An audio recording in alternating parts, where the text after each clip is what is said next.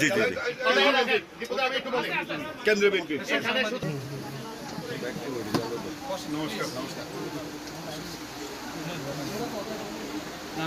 সমন্বিতার স্মারক তুলে দিচ্ছেন অ্যাডভোকেট রুহুল কবির রিজভী ভাই।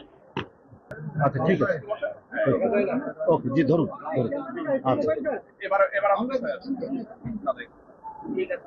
আমাদের ভারপ্রাপ্ত চেয়ারম্যানের পক্ষ থেকে যা দিচ্ছি সেটা হয়তো অত্যন্ত সামান্য তার চিকিৎসার জন্য, কিন্তু এই পরিবারের পাশে তারেক রহমান সাহেব থাকবেন।